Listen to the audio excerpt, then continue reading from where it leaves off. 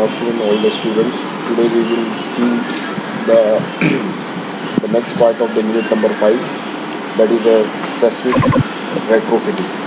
So in the last lecture we have already seen the definition of seismic retrofitting, its needs and its various importance and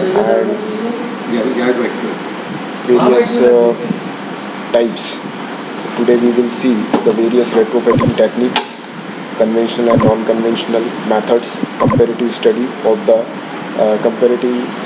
various method of the seismic retrofitting and case studies. Okay, so from this unit, basically 2 questions were asked. Okay, for about 6 marks. Okay, so let us see.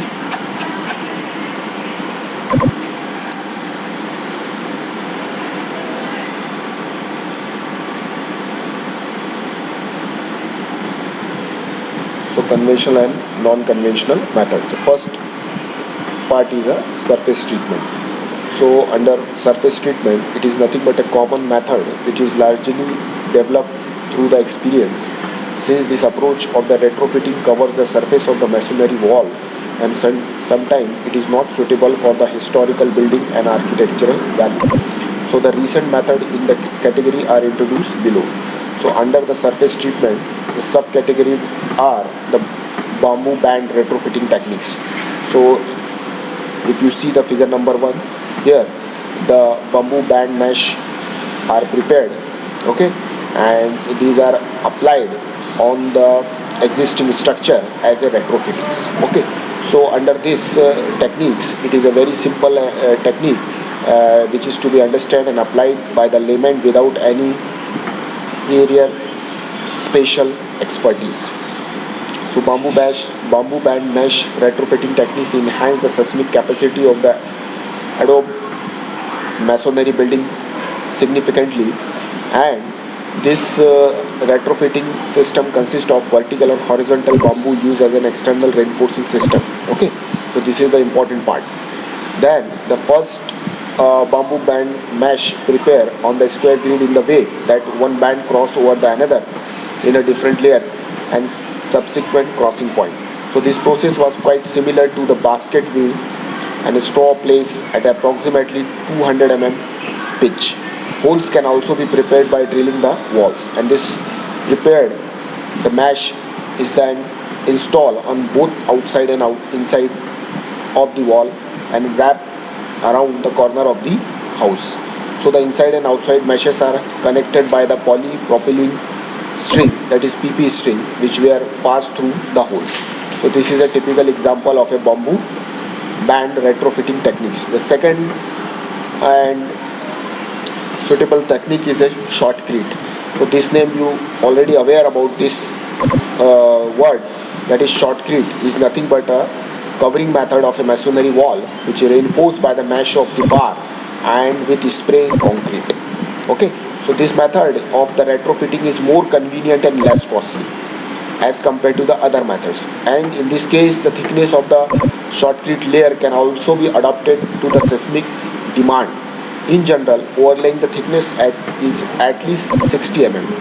The shotcrete laying is typically reinforced with welded wire fabric at about minimum steel ratio of for the crack control. So in order to transfer the shear stress across the shotcrete masonry interference, the minimum shear dowel of 6 to 13 mm diameter of about 25 to 120 mm are fixed using the epoxy or cement grout into the hole drill into the masonry wall.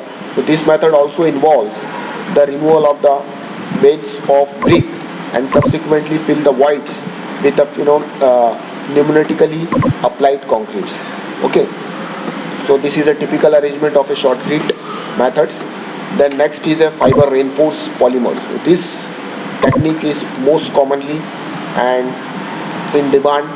Okay, and it is a composite material which is made up of a polymer matrix reinforced with fiber, and the fiber are usually a glass, carbon, aramide, and also the other fibers. So these materials can be a light weighted or non-corrosive.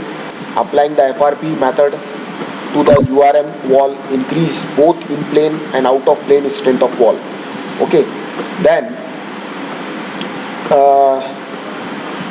this method is also applicable and display the approximate 9 times the capacity of non-retrofitting walls in both out of plane and in plane bending. Also under the static cycle loading using FRP improve the lateral resistance by the factor of 1.7 to 5.9. Okay, then in some cases the deboring occurs at the lateral load level ranging from 50 to 80% of the ultimate load resistance, and some other study also shows that the FRP overlay improve the shear resistance of the wall by 1.3 to 2.9%. Okay, so however, due to the coverage of the surface of this method is not appropriate for the historic structure with the architectural value. Okay, so this is also a very unique method of retrofitting. Then the confinement. So in the retrofitting method, tie columns confined with URM wall at a corner, intersection and the border of the opening. So in some countries like Iran, this method is also applied to the new masonry construction. However, because of the minor effect of using the column along the confinement of the wall, it is necessary to apply the horizontal element like beam to the system, and it improves the ductility and the energy dissipation of the masonry. So the intensity of the improvement depends upon the relatively rigidity of the masonry and the surrounding frame and the material properties. So scientists have also done many studies about the performance of this method. Okay, and Carantoni and Faradis by the elastic finite element analysis. These two scientists has done the one study based on the elastic finite element method analysis and show the tie column along without the tie beam and do not have a significant positive effect on the wall of behavior. Okay, so many researchers have done many studies.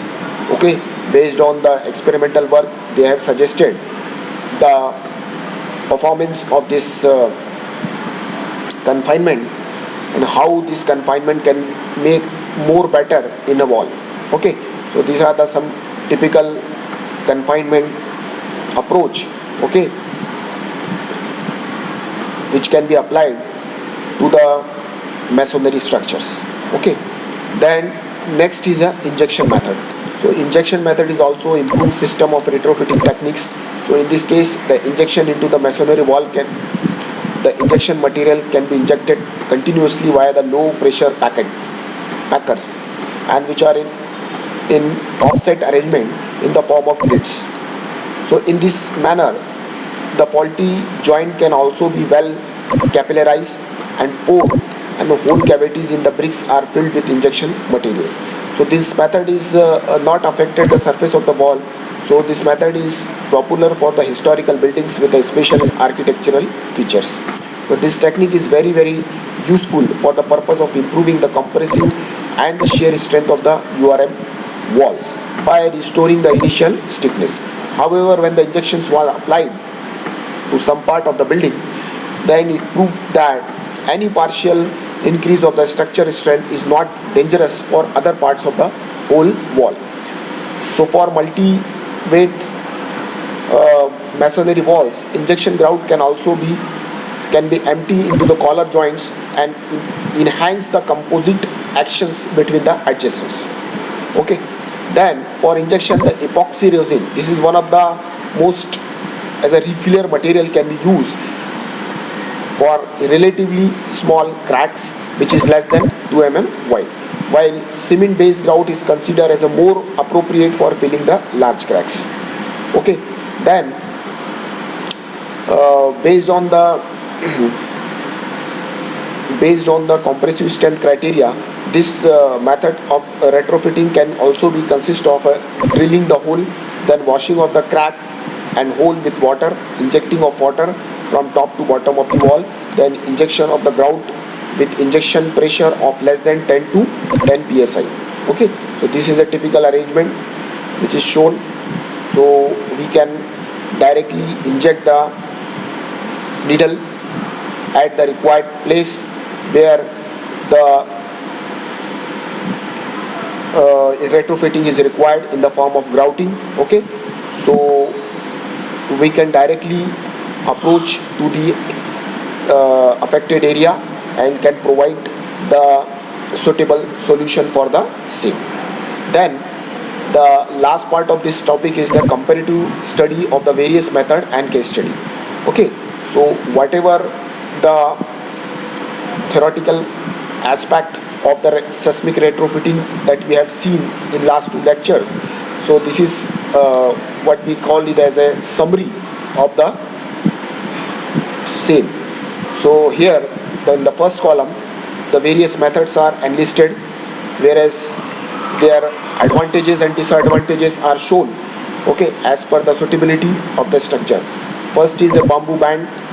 So the first important advantage is it is having a low cost available material, low technology, low mass, low structure, can also be withstand a twice larger input energy. Okay, then disadvantage is it affect the architectural building required finishings not suitable for the historical building with the architectural value and high disturbance. Okay, so this method one can defined as it can be applicable for a rough structure, okay, not for the structure which is are having very historical value. Okay, that is it can be applicable for the general structure, not for the monumental structure. Then the second technique was shotcrete. So the advantage is it is also a very economical, durable, more uniform behavior. Then available material improve in plane strength, the factor of 3.6, improve out of plane stability, improve the energy dissipations. Then the disadvantages like high mass, required surface treatment, affect the architecture and required the finishing at high decimal. That is the skill supervision is required in this case. Okay, then FRP, no added mass, low disturbance, available materials improve the shear and flexural strength, improve in plane and out of plane behaviors. Then the disadvantages like affect the architectural, then require the finishing and high cost. Then next is the post tensioning, no added mass, low disturbance, improve in plane strength by the factor of 5.6, 5 to 6, then improve the out of plane stability, suitable for the historical buildings. Okay, so this method is applicable for the monumental structures. Then the major disadvantages like high cost, high technology required, anchorage problem and corrosion potential.